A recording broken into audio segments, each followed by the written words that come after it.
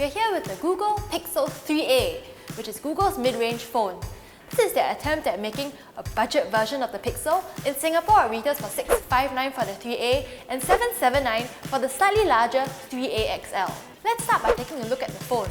The design language is very similar to the Pixel 3, so obviously they're trying to brand it as a Pixel and not a completely separate line.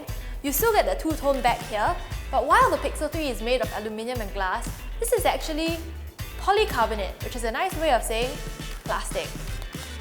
Aside from that, it looks very similar. You get the fingerprint sensor here, you get a single camera here, so Google hasn't given up on the single camera yet. And say hello to the 3.5mm jack. For all of you who missed it on the Pixel 3, it's back on the 3a. On the 3a XL, you'll get a giant notch on the front here which houses your two front cameras. On the 3a XL, we do not have a notch, so it's a full screen, but giant bezel bottom, giant bezel top, giant bezels all around. This makes it look super 2000s, and in my mind, it's a bit of a lazy design. In fact, this reminds me of anything of the Google Pixel 2. Throwback. On the bottom, USB-C connection, speaker grills.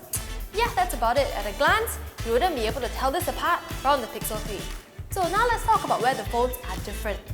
These are the XL side by side. You can see that with the Pixel 3 XL, you got a 6.3-inch screen, Quad HD.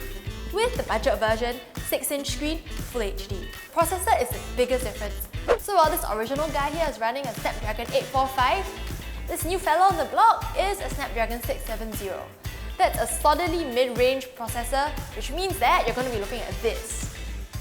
And that is going to make a noticeable difference if you're playing games or running a lot of processors on your phone. Now let's talk about what's the same. For both these phones, you get 4GB of RAM and a base 64GB of storage, which isn't a lot. But most importantly to me, you get the same camera. Same camera for a phone that's almost, well, not really half the price, but almost, you know what I mean? The Google Pixel 3's camera has always been one of its standout features. Even though it's only a single lens, it makes great use of AI, machine learning, and all this snazzy software stuff to really give you one of the best photos out there on a smartphone camera. Excellent bokeh effect, and there are things like night sight, where they use lots and lots of photos put together to give you great low-light photography. You also get things like Google Lens, Playground, everything all built into this. And now, for a base price of $659, you can get it on this! Upside down, on this!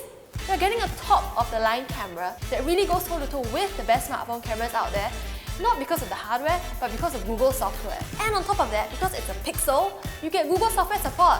You know, you get stock Android, you get the fastest updates, you get access to things like Playing Now, which is Google's new version of Shazam. You get Detective Pikachu stickers. Oh! And America's ass. Okay, actually they already had this on the Pixel 3 but I just wanted to show you guys because it looks cute.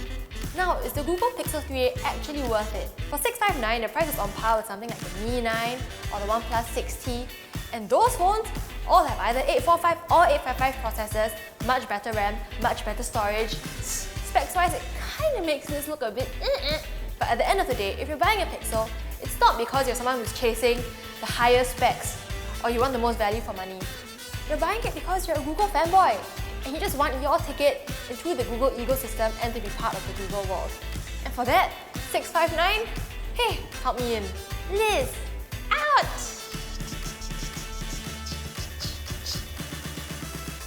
Okay, beat it in the head. Okay, now pull its hair, pull its hair.